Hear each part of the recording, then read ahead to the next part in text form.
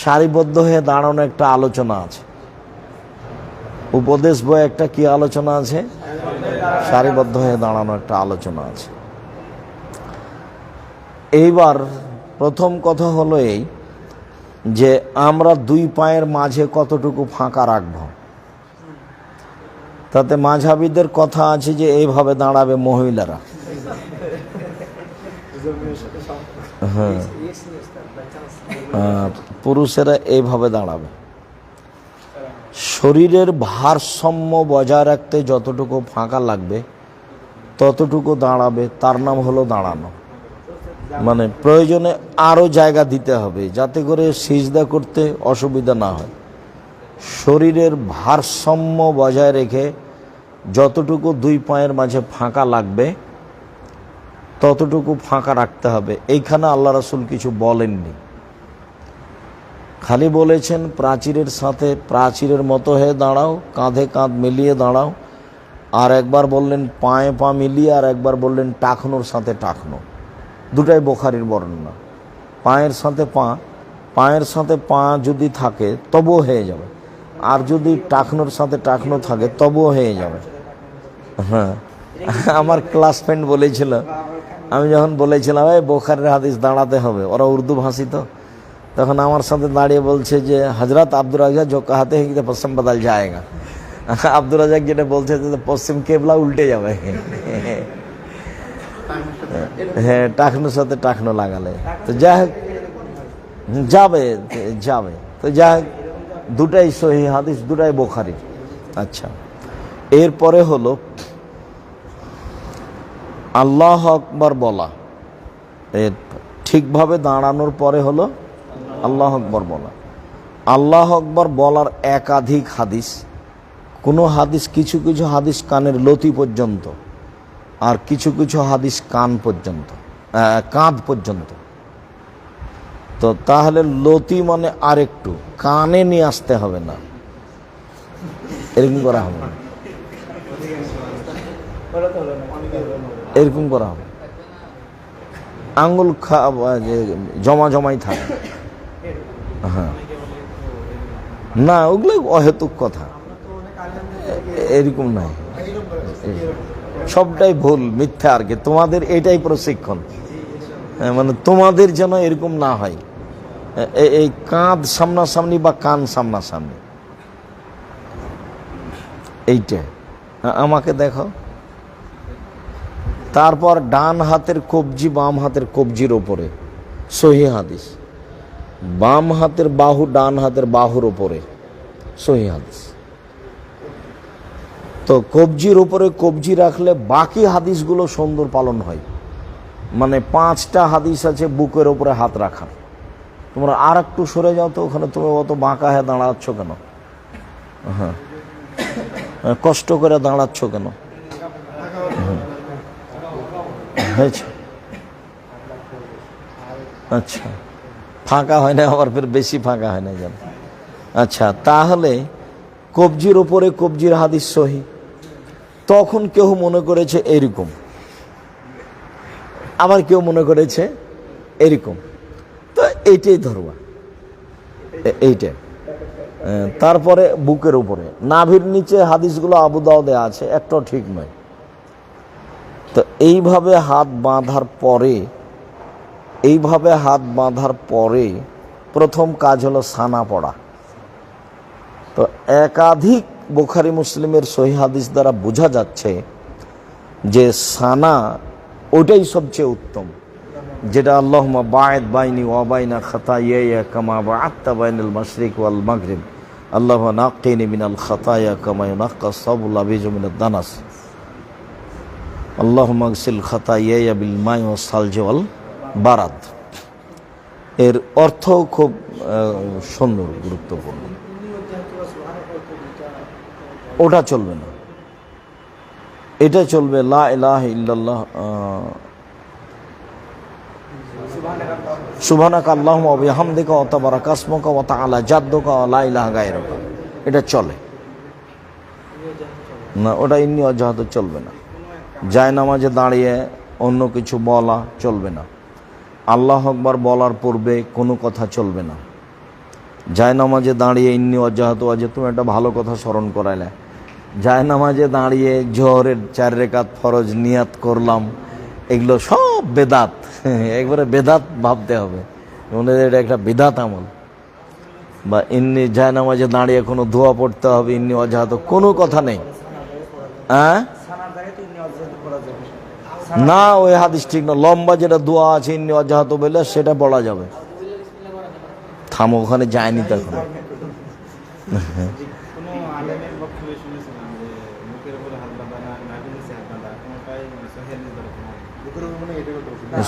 তো হাত ছেড়ে দিবে ও, আর কি হবে উচিত? হাত ছেড়ে দেওয়া। হাদিস বুখারীর মাপের নয়, তবে হাদিস সহি না। ওই বুকে হাত বাঁধা, মানে কিছু হুজুর বলতেই পারে যে হাত বুকে বাঁধা বা নিচে হাতের কোনোটাই হাদিস ওই মাপের সহি নয়, কেউ বলতে পারে। তাহলে ও কি করবে? যার কারণে সহি বলেই আগাতে হবে, আর না হলে জৈব বলেই আগাতে হবে। বলতে হবে যে বুকের উপরে বাঁধাগুলোই জয়ীফ আর নিচের গুলোই সহি, আর না হলে বলতে হবে উপরগুলোই সহি নিচের গুলোই জয়ীফ, আর না হলে মালিক মত আল্লাহ আকবর বলে ছেড়ে দিতে হবে। ছেড়ে দেওয়ার কোনো হাদিস নেই, তা হাদিস জয়ীফ কাজে আমল করব কেন? এই তো যাক, তাহলে ইন্নি ওয়াজ্জাহাতু ওয়াজহিয়া জায়নামাজের কোনো দোয়া নেই, কোনো নিয়ত নেই। অজুর পরে দোয়া পড়ার পরে আল্লাহ আকবার বলার পূর্বে কোনো শব্দ নেই, আল্লাহ আকবার বলার পূর্বে বিসমিল্লাহ নেই। আল্লাহ আকবার এত পাওয়ারফুল শব্দ যে বিসমিল্লাহ তার আগে ঢুকতে পারবে না, এখানে বিসমিল্লাহ নেই। হ্যাঁ, এখানে আল্লাহ আকবার একবারে সরাসরি ডাইরেক্ট। আল্লাহ আকবার বলে বুকে হাত বেঁধে সানা শেষ হয়ে গেলে আউযু বিল্লাহি মিনাশ শাইতানির রাজিম বিসমিল্লাহির রহমানির রহিম পূর্ণ। তারপরে সূরা ফাতিহা। সূরা ফাতিহা পড়তেই হবে এই জন্য যে পৃথিবীতে যারা হাদিস শাস্ত্রে বড় মানুষ, যাদের কলম আমরা সামনে রেখে চলছি পৃথিবীতে, তার সবচেয়ে বড় মানুষ হলেন ইমাম বুখারী। ইমাম বুখারী বলছেন সূরা ফাতিহা পড়তে হবে, একাই হলেও পড়তে হবে, জামাতে হলেও পড়তে হবে, ইমাম হলেও পড়তে হবে, মুক্তাদি হলেও পড়তে হবে, সরবে হলেও পড়তে হবে, নীরবে হলেও পড়তে হবে। মানে সবটি একসাথে উল্লেখ করেছেন, যার কারণে ইমাম মুক্তাদি যে অবস্থায় থাক ও কি করবে? সূরা ফাতিহা পড়বে। সূরা ফাতিহা শেষ হয়ে গেলে বিসমিল্লাহ বললে অনেকটা সূরা পড়বে। যদি সানার পরে কোনো সূরার মাঝামাঝিতে গিয়ে পড়া শুরু করে, তাহলে আউযুবিল্লাহ বলতে হবে, বিসমিল্লাহ নয়। বুঝা গেল না? সূরা মাঝখান থেকে পড়তে হলে বিসমিল্লাহ লাগানো যাবে না, আউযুবিল্লাহ পড়তে হবে।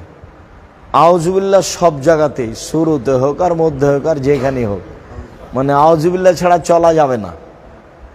আউযুবিল্লাহ পড়তে হবে, আর বিসমিল্লাহ পড়তে হবে যদি সূরার প্রথমে আমার পড়া শুরু হয় তাহলে।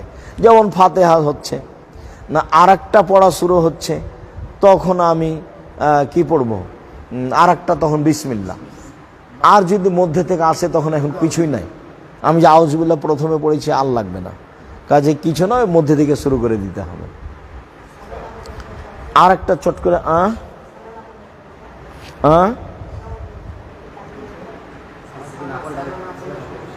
সানা না পড়লে সমস্যা আছে কি? সানা না পড়লে সালাত হবে। সানা পড়া সুন্নাত, গুরুত্বপূর্ণ সুন্নাত। সানা না পড়লে সালাত হবে। মধ্যে একটা কথা এসেছিল মাথায়, আমি ওটা আগে বলিনি। কেরাতে ভুল হলে সূরা ইখলাস দিয়ে সংশোধন করতে হবে, এ হাদিস নেই। যেখানে ভুল হচ্ছে সেখান থেকে তুমি অন্য জায়গায় চলে যাও, আর না হলে রুকুতে চলে যাও। তুমি কয়েকবার রিপিট করে ওটার ঘুরিয়ে আনতে পারছো না, তাহলে কি করবে? রুকুতে চলে যাও, আর না হলে ছেড়ে অন্য জায়গায় চলে যাও। সূরা ইখলাস পড়ার যেগুলো হাদিস আছে সেগুলো কেরাতের শুরুতে ইখলাস পড়তে পারে, শেষে ইখলাস পড়তে পারে নিয়মিত। আমি সূরা ফাতিহা পড়লাম, তারপরে সূরা লাহাব পড়লাম, এখন লাহাবের পরে আবার ইখলাস পড়বো, সব রাকাতই পড়তে পারে। কথা বোঝা যায়নি? সূরা ফাতিহা পড়লাম, তারপরে আমি ইখলাস পড়লাম, সূরা ইখলাস পড়লাম, তারপরে লাহাব পড়লাম, নিয়মিত সারা জীবন। আমি আগে ইখলাস পড়বো, তারপরে অন্য সূরা, তারপর রুকুতে যাব। আর না হলে অন্য সূরা তারপরে ইখলাস, এটা পড়তে পারে, কিন্তু ভুল সংশোধন করতে হবে ইখলাস দিয়ে, এটা নয়। কথাটা স্পষ্ট হয়েছে তো? আচ্ছা, এবার আমরা কেরাত শেষ করেছি, আমরা রুকুতে যাব। হাত খুলে দিয়ে প্রথমবার যেভাবে যে পর্যন্ত উঠিয়েছিল সে পর্যন্ত উঠাতে হবে। হাত বেঁধে হাত উঠাও, হাত বাঁধো, তারপরে হাত উঠাও। হ্যাঁ, ওই তোমার আঙ্গুলটা ওরকম হয়ে থাকে, এই বেড়ি ছেলের মতন বাঁকা করে রাখছো না, সোজা সুন্দর করে রাখো, কাঁধের সামনে রাখো, মজবুত করে রাখো। একটা গুরুত্বপূর্ণ কথা মনে পড়লো, বলো। শাইখ মানসুর খালাপি ওনার নামাজ ফলো করলাম যে উনি প্রথম তাকবীরের সময় হাত ছেড়ে দিয়ে আরে কারো কথা এখানে নকল করো না, সে যেই হোক, কারো কথা নকল করে কাউকে খাটো করার দরকার নেই এখানে, বুঝতে পারো নি? হ্যাঁ, আমি যেটা বলছি আমার দিন রাতের তদন্ত। আমরা মানুষ, আমরা ভুলের ঊর্ধ্বে নই, তবে আমাদের কথা কর্ম খুব মজবুত। ভুল থাকতে পারে কোনো জায়গাতে, কেন আমরা তো আর ফেরেশতা নই। তবে দিন রাত আমরা এটাই করি। আচ্ছা, এবার ছেড়ে দিয়ে রুকুতে যেতে হবে। আমি রুকুতে যাওয়ার আগে কথা বলে নিই, এমনভাবে পিঠ সোজা করতে হবে, লম্বা হাঁটা যেন ওরা সোজা হয়ে থাকে, এইরকম যেন না থাকে, এইরকম যেন না হয়ে থাকে। আর কোমর থেকে সামনের ওজন হাতের উপরে থাকবে, হাতের আঙ্গুলগুলি খোলা খোলা থাকবে, মাথাটা এরকমও হবে না, মাথাটা এরকমও হবে না। আমি আগে দেখিয়ে দিই।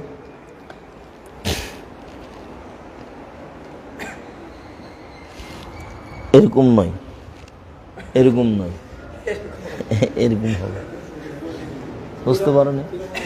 বা এরকম হবে না। এই যে দেখো, এটা উঁচু হয়ে আছে, এই কোমর থেকে নে এটা পর্যন্ত সোজা হয়ে থাকবে। হাতের আঙ্গুলগুলো গলা এটা চেপে ধরে থাকতে হবে, এখান থেকে সম্পূর্ণ ওজন হাতের উপরে থাকবে।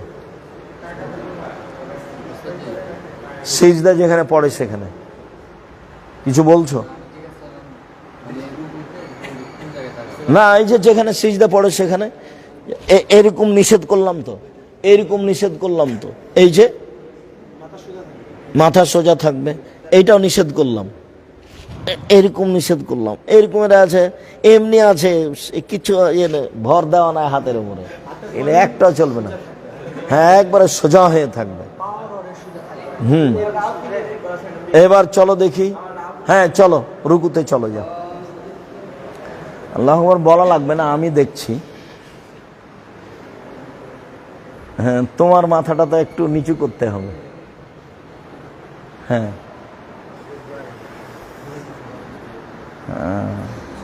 ঠিকই আছে, থামো, এভাবেই থাকো। এবার যখন উঠবো তখন সামি আল্লাহু লিমান হামিদা রব্বানা লাকাল হামদ, এই কথাটা সামি আল্লাহু লিমান হামিদা বলে হাত ওই পর্যন্তই উঠাতে হবে এবং ওইভাবে উঠিয়ে ছেড়ে দিতে হবে। এবার চলো বলো সামি আল্লাহু লিমান হামিদ, হাত ওইভাবে ওই পর্যন্ত উঠিয়ে ছেড়ে দিতে হবে। ছেড়ে দিয়ে এবার দোয়া চলবে, সামি আল্লাহু লিমান হামিদা হামদান কাসিরান তাইয়িবান মুবারাকান ফি, তারপর ওই বলো মিলা সমত মিলা রাজুল বাইনাহুম ইলা মা শাইতা মিন শাইইন বাদ, ওই যা আছে সব মুখস্থ করে নিতে হবে। তোমাদের কাছে তো আছে সব, বলতে পারো জয়লাল ইমাল ইতাম্মা বিহি, বা মুক্তাদিরা বলবে রব্বানা লাকাল হামদ বা রব্বানা ওয়া লাকাল হামদ, দুটাই সহিহ হাদিস। না উঠে আর বাঁধতে হবে না, ওইটা ইজতেহাদ। আলবানী রাহিমাহুল্লাহ এটাকে বিদাত বলেছে। তো মানুষ মদিনা থেকে পড়ে এসে বাঁধছে কেন? ওটা হলো শেখ আব্দুল্লাহ বিন বাজের ফতোয়া। এই জন্য মানে জন্মসূত্রেই মদিনা বিশ্ববিদ্যালয় মানে একটু আলবানির সাথে একটু কি করতে হবে, একটু বিরোধিতা হিসেবে চলতে হবে। তো আলবানিরাই বর্তমান যুগে হাদিস সবচেয়ে, আরবি সবচেয়ে ভালো বুঝেছেন। তারা পুনরায় হাত বাঁধাকে কি বলেছেন, বিদাত বলেছেন, একবারে কঠিনভাবে, বিদাতন মন কারা। কাজে এই পথে যেতে হবে না, হাত ছাড়াই থাকবে, দোয়া পড়ে। এইবার সিজদায় যাওয়ার পূর্বে কয়েকটা কথা। প্রথম কথা হলো এই যে, যেটা প্রথমেই ছিল, হাত জড়া থাকবে না, জামার হাত জড়া থাকবে না, খোলা থাকবে। মানে এইখানে সিজদাতে এসেছে যে আমাকে 7 হাড়ের উপরে সিজদা করতে বলা হয়েছে, 1। 2, মাথার চুল এবং হাতের কাপড়কে গুটাতে নিষেধ করা হয়েছে। তো মাথার চুল সাধারণত যদি বেনি গাঁথা থাকে, খোপা বাঁধা থাকে, তাহলে বেনি গাঁথা থাকতে পারে, খোপা বাঁধা থাকলে খুলে দিতে হবে মহিলাদের। কেননা চুলও সিজদায় যায়, কাপড়ও সিজদায় যায়, পাঞ্জাবিও সিজদায় যায়। টাকনুর নিচে আছে বলে নিচে ভাঁজ করা যাবে না। যদি প্যান্ট উপরে উঠায় তাহলে ভাঁজ কোথায় করতে হবে, উপরে। হ্যাঁ, কেন? ওটা তো সিজদায় যাচ্ছে, ওটা তুমি ওটা ভাঁজ করলে কেন? যদি ভাঁজ করা লাগে প্যান্ট উপরে তোলার জন্য, তাহলে কোথায় করতে হবে, কোমরে, কোমরে করতে হবে, নিচে নয়। আচ্ছা, তারপরের কথা হলো এই, নাক কপাল দুটাই মাটিতে লেগে থাকবে। আগে নাক পরে কপাল এগুলো কথা নয়। যেই আগে যাক, নাক যাক আর কপাল যাক, মাটিতে দুটাই লেগে থাকবে। আচ্ছা, এরপরে হলো যে স্বাভাবিক সিজদার চেয়ে 8-10 আঙ্গুল আগিয়ে কপালটা রাখবে। কেন? এখনো পিঠটা লম্বা হতে হবে, হাতটা। রুকুতে যেভাবে হাতটা সোজা ছিল, সিজদাতেও সেভাবে কি হতে হবে, হাতটা একবার সোজা হতে হবে। আর আঙ্গুলগুলি জমা হয়ে কানের পাশে থাকবে, কোনোই দুটা এভাবে উঠে থাকবে সম্ভবপর। একাই থাকলে তো পূর্ণ থাকবে, জামাতে থাকলে উঠার চেষ্টা করতে হবে, যেন বগলের নিচ দিয়ে ছাগলের বাচ্চা পার হয়ে যেতে পারে। পুরুষ নারী সবার একই ব্যাপার। তো যেহেতু মাঝহাবিরা অনেক হাদিসে বলে বানিয়ে নিয়েছে, কাজে তাদের কাছে একটা না একটা কৌশল আছে, হাদিসও আছে। এবার চলো সিজদাই যাই। হ্যাঁ, আগে হাত দাও, আগে হাত দিয়ে সিজদায় যাবে, আগে পা নয়। এটা একটা কথা থেকে গেছে যে আগে হাত না আগে পা, মানে হাঁটু না পা, আগে হাত যাবে, এটাই ঠিক। হাঁটু নয়, নাক কপাল একসাথে লেগে থাকবে। এই তুমি হাতখান ওখানে রেখেছো কেন? কানের পাশে রাখো। হাত পিছে সরে নিয়ে যাচ্ছ কেন? কানের পাশে রাখো না, হাত দুটা কানের পাশে রাখো। তুমি কথা বুঝো না নাকি? হাত দুটা আরো আগাও। ও তো বুঝলো না। হ্যাঁ, হাত দুটা কানের পাশাপাশি নিয়ে আসতে হবে, আর পা দুটা জমা ধরে থাকবে। আর এই বায়া হাকিওয়ালা বাপ বেঁধেছে, পা জমা ধরে থাকবে, 2 পায়ে গোড়ালি সহ 2 পায়ে একসাথে জমা ধরে থাকবে। এবার উঠো, বাম পায়ের পাতার উপরে বসো, বাম পায়ের পাতার উপরে বসো। এ দেখো, এই হলো বাম পায়ের পাতার উপরে বসো। আর ডান পায়ের গোড়ালিটা না, বৃদ্ধাঙ্গুলটা কি হবে, বাঁকা হয়ে থাকবে। সবাই ওভাবে বসেছ? দেখি,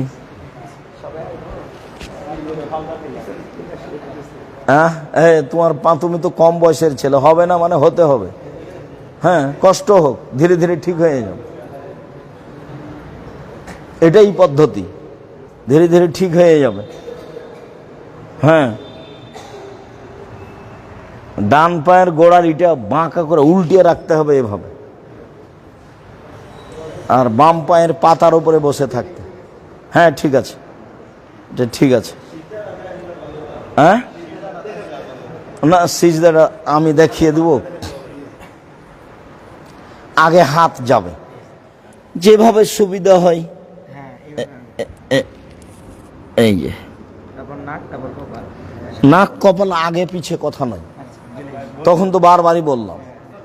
মানে নাক কপাল মাটিতে লেগে থাকবে দুটাই। কি বলতে গেলে ওটা সমস্যা নেই, যাবে হাত আগে রাখবে। এখন একবারের জায়গাতে 5 বার হোক না কেন, কিন্তু হাত দুটো যে কানের পাশে দাঁড়াবে, এই যে, তাহলে এটা সহজ হবে, বা এটা সহজ হবে, কানের পাশে থাকবে। ওই যে ওই ছেলেটা, কাকে যেন বারবার বলছিলাম, তুমি হাতখানা আগে নিয়ে যাও না কেন, সবসময় এভাবে থাকছো কেন, এভাবে থাকছো কেন? হ্যাঁ, যতটুকু সম্ভব। না অত লম্বা না।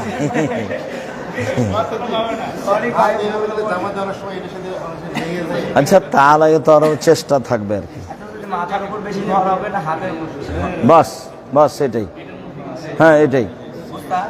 আর কানের পাশাপাশি থাকবে হাত দুটো, ওখানে সমন্বয় করা হবে। আরে না, ওখানে কোনো ভরের কথাই নাই। ও যেটা বলছে যে সিজদায় হাতের উপরে থাকবে এই ওজনটা, না কপালের উপরে থাকবে ওজনটা, এখানে আল্লাহ রাসূল কিছু বলেননি, কথা বুঝেনি। কিন্তু হাঁটুটাকে ধরে রাখার সময়তে মজবুত করে ধরে রাখতে হবে, এই কথা বলা হয়েছে রুকুতে।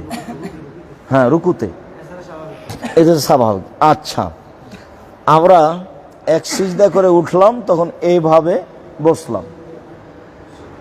এবার আর এক সিজদা করে উঠে আমি আত্তাহিয়াত পড়ব, তখনও আমি এইভাবেই বসবো।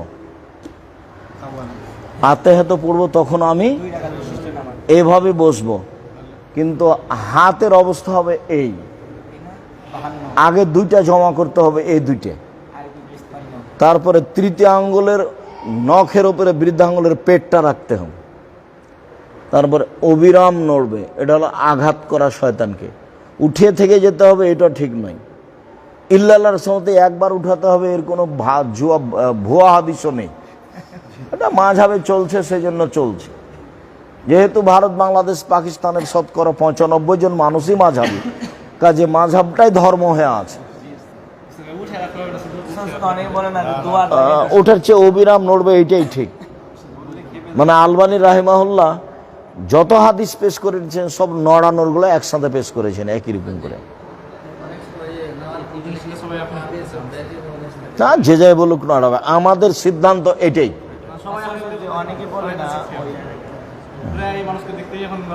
হ্যাঁ হ্যাঁ, কি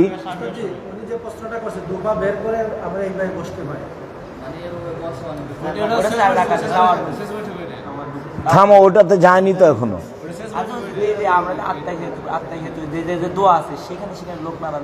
আচ্ছা, একবার সিজদা করে উঠে দোয়া আছে, খুব সাবধান থাকতে হবে। একবার সিজদা করে যাই আবার চলে আসা হবে না, সিজদায় থাকতে হবে।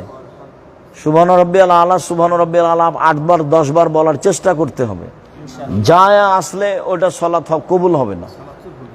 হ্যাঁ, আচ্ছা, তারপরে 2 সিজদার মাঝের দোয়া পড়ার পরে স্বাভাবিক গতিতে আবার যেতে হবে। আবার যাওয়ার পরে এইবার উঠে যাওয়াটা আমি মুখে বলি না, লম্বার দরকার নাই, সরাসরি উঠে যেতে হবে না, আল্লাহ সুদরে উঠতে হবে না সরাসরি। দ্বিতীয় সিজদা থেকে উঠতে হবে, দিয়ে বসতে হবে, তারপরে উঠতে হবে। এর নাম জালসা ইস্তেরাহাত। কি বুঝলে বলো তো? দ্বিতীয় সিজদা থেকে উঠে বসতে হবে, বসে উঠতে হবে। একবারে সরাসরি ডাইরেক্ট উঠে গেলে ওটা মাঝাবে উঠা হলো।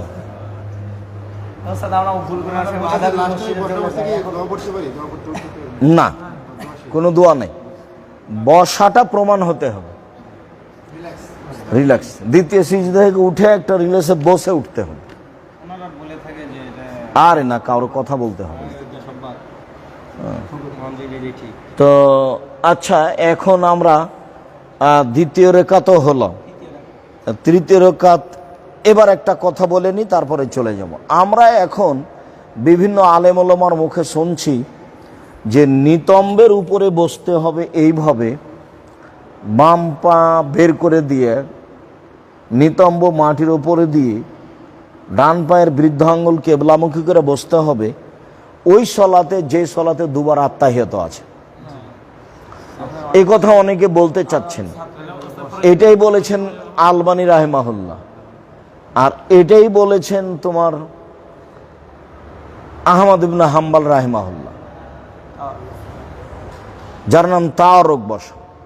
কিন্তু আবু দাউদ তিরমিজিতে এসেছে যেটা আমরা করে আসছি, সেটা পরিস্থিতিতে মুনাসিব হয়।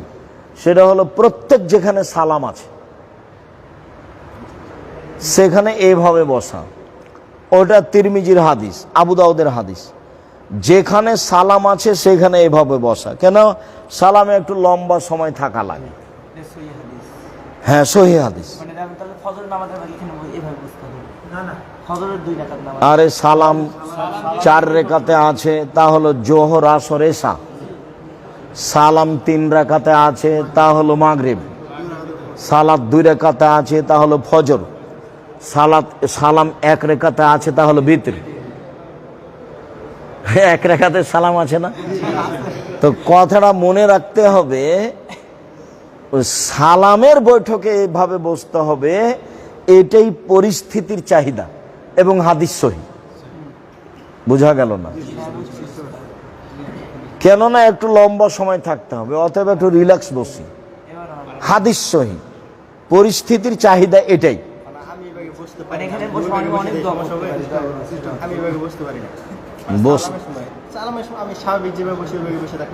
কেন থাকবে? বসতে হবে তো। হাত পা ভাঙা আছে নাকি? হাত পা ভাঙা থাকলে সেটা ভিন্ন কথা। হ্যাঁ, হবে, কষ্ট করতে হবে। এটা তো পদ্ধতি, কষ্ট করলে হয়ে যাবে। আচ্ছা, এইবার আত্মায়াত পড়তে হবে খেয়াল করে। তারপর সালামের বৈঠকে নিতম্বের উপরে বসতে হবে। সবাই নিতম্বের উপরে বসে। এখন জায়গা নিয়ে হিসাব করে বসো, নিতম্বের উপরে বসো। হ্যাঁ, নিতম্বের উপরে বসা মানে এই যে বের করে দিলাম। হ্যাঁ, এই যে না, ওই যে বৃদ্ধাঙ্গুলে কেবলামুখী থাকতে হবে।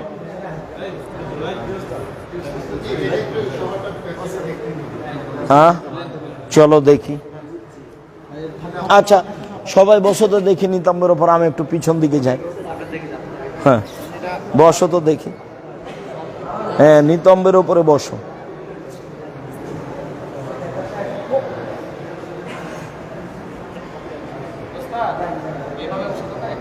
না, ওটা তো বারবার বলছি, বৃদ্ধাঙ্গুল হ্যাঁ কেবলামুখী করো।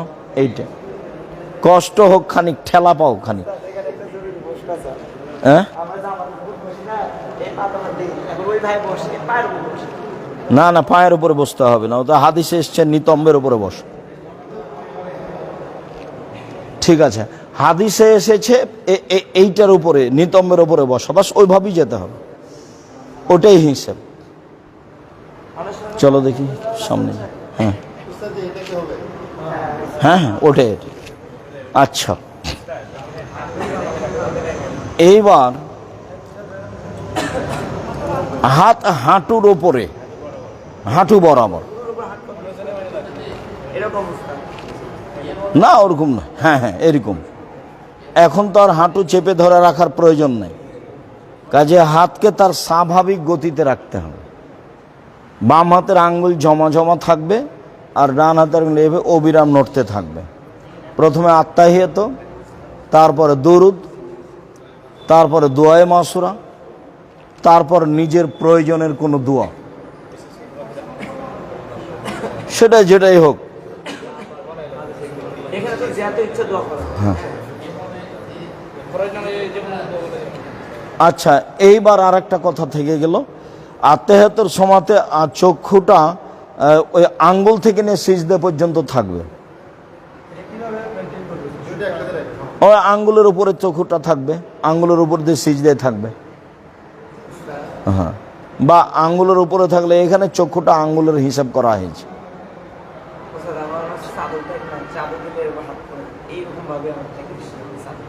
আর চাদরের সময় একটু ঢাকা পড়লে তাতে কি আছে? চাদরের উপরে গতিটা থাকবে, আঙ্গুল হয়ে সিজদা পর্যন্ত।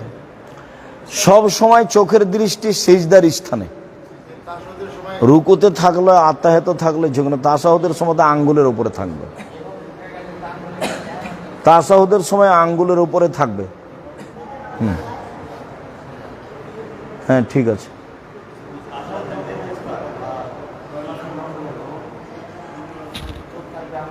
হ্যাঁ, সব সিজদার সব জায়গায়। আচ্ছা, আর একটু কথা বলে নি, যে ওই যে বলা হয় সূত্রা দিতে হবে, আনুমানিক মানুষের 4 হাতের 4.5 হাত 5 হাতের বাহির দিয়ে যদি মানুষ চলে যায় তাহলে তোমার কোনো সমস্যা নেই। যে পর্যন্ত সিজদা দাও এবং তার অর্ধ হাত পর্যন্ত এর ভিতর দিয়ে গেলে সে অপরাধী বা তুমি তাকে ঠেকাবা। যা রাখবে রাখবে, ওগুলো সব দৃষ্টিকটু হয়, বারবারতে চোখ পড়ে। কাপড় চোপড় কিছু রাখতে হবে, না থাকলে রাখবে।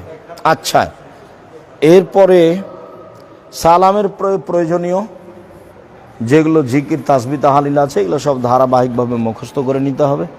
তো মোটামুটি সলাতের পদ্ধতি এইটা। আল্লাহ আমাদেরকে এইভাবে সলাত আদায় করার তৌফিক দান করুক, আল্লাহুম্মা আমিন। পরে আমি কথা বলছি। সালাম ফিরার সময়তে ডান দিকে সালাম এইখানে দেখতে হবে, এটা নয়।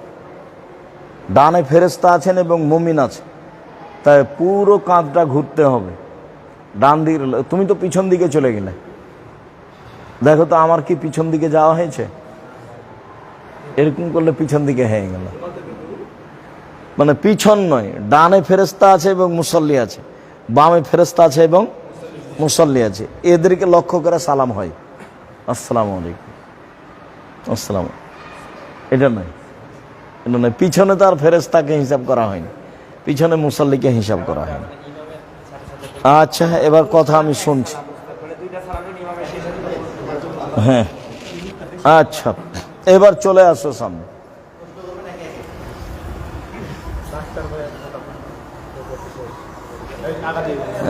কয়েক মিনিট, 2-4 মিনিট, 5 মিনিট। সলাতের এবং উজুর, সলাতের উপরে এবং উজুর উপরে জিজ্ঞাসা। আমি একটা বিষয় ক্লিয়ার হলো সূরা ফাতিহার পর যখন আমি ধরেন আমি পড়লাম সূরা বাকারার 5 নম্বর আয়াত আউযুবিল্লাহ পড়ে শুরু করলাম, তারপরে সূরা আযাবের 35 নম্বর আয়াত পড়লাম, এই ক্ষেত্রে কি আবার আউযুবিল্লাহ পড়ব? এখন আর আউযুবিল্লাহ লাগবে না, এখন আর বিসমিল্লাহও লাগবে না।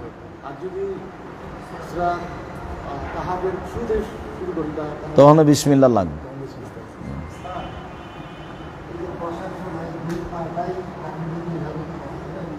না। ওটাকে কেবলামুখী করে রাখতে হবে, এই বৃদ্ধা আঙ্গুলটা। ওটা তো কয়েকবার বললো। ওগুলো তো নাগালের বাইরে থাকছে, ও তো আর ও তো হাতে পাবে না, ও তো মানে ও তো বৃদ্ধা আঙ্গুলই যথেষ্ট। আমরা সিজদারত অবস্থায় কি তাকে রাখবো না চোখ বন্ধ থাকবে? সব সময় চোখ খোলা থাকবে। ওস্তাদ, সালাম ফিরানোর বৈঠকে এবং তার সাথে বৈঠকে ওই বৈঠকে কি আঙ্গুল নাড়াবো? সব সময় সালাম পর্যন্ত, তাশাহুর বৈঠকে এবং সালামের বৈঠকে সর্বদা। ইমাম যখন ডান দিক শেষ করবে তখন আমার শুরু হবে। তার মানে হলো পিছে পিছে। হ্যাঁ, তা তো বললামই, তখন ভুলে যাচ্ছ কেন? সিজদার সময় কি হবে? 2 পা একসাথে লেগে থাকবে। মেয়েদের এবং ছেলেদের সলাতের মধ্যে কোনো পার্থক্য নাই, একবারে সরিষা সম পরিমাণ পার্থক্য নাই। তবে এতটুক যে মহিলাদের ইমাম কাতারে দাঁড়াবে, আগে যেতে পারবে না। সলাতের নিয়মে কোনো নাই, পার্থক্য নেই। আর একটা হলো এই যে মহিলাদের ইমামের ভুল হলে মহিলারা হাতের উপরে আঘাত করে ভুলটা সংশোধন করবে, মুখে বলতে পারবে না সুবহানাল্লাহ। এই হলো 2টা তফাৎ। আর কেউ যদি বলে যে টাকনোর নিচে কাপড় রাখতে হবে মহিলাদেরকে, তো এটা প্রশ্নের উত্তর হলো না, প্রশ্নও নয়। কেননা টাকনোর নিচে কাপড় ওদেরকে সব সমাধি রাখতে হবে। তাহলে হ্যাঁ, তাহলে মহিলাদের এবং পুরুষের সলাতের মধ্যে পার্থক্য বলতে হবে কয়টা? 2টা। একটা ইমাম আর একটা ইমামের সাথে সংশোধনে হাততালি উল্টা ইমামের সাথে জড়িত। মহিলারা ফরজ সালাত একামাত দিয়ে পড়বে। একামাত হলো জিকির এবং গুরুত্বপূর্ণ জিকির, সবাই করবে। মহিলারা মহিলাদের জামাতে ইমামতি করতে পারবে? মহিলারা মহিলাদের জামাতে ইমামতি করতে পারবে, ঈদের সলাতের ইমামতি করতে পারবে না, আর জুমার পাবে না। ইকামত না দিলে কি নামাজ হবে না? নামাজ হবে, নেকি কম হবে। এখনই তো বললাম। ও, এমামের একটা শেষ হলে আমার শুরু হবে।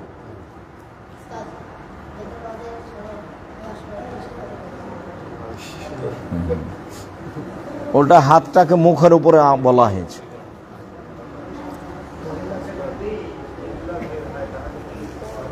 সলাৎ হবে, নেকি কম হবে।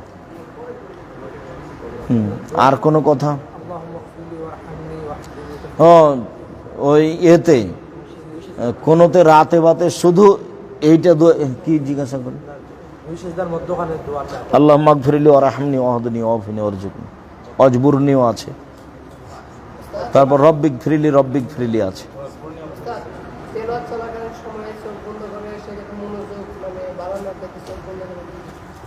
চোখ বন্ধ করার কথা নাই, এমনি বন্ধ হলে হবে, চোখ খোলাই থাকবে।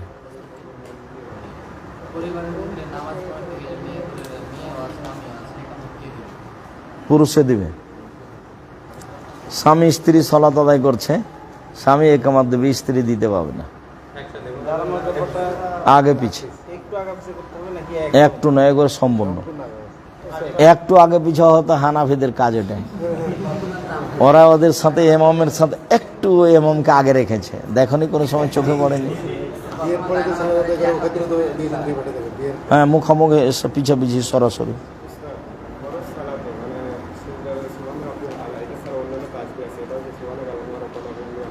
হ্যাঁ, আমি কথা বুঝতে পারিনি।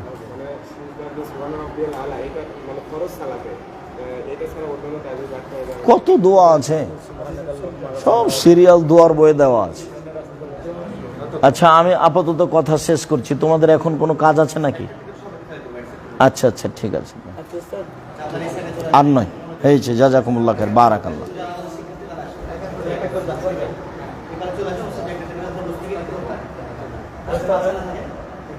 আমি আসবো ওখানে না, আমার এখান থেকে নিবে?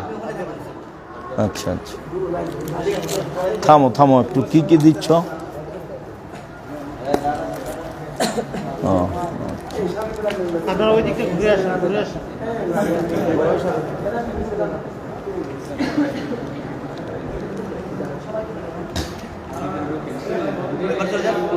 এই পারে চলে যাও।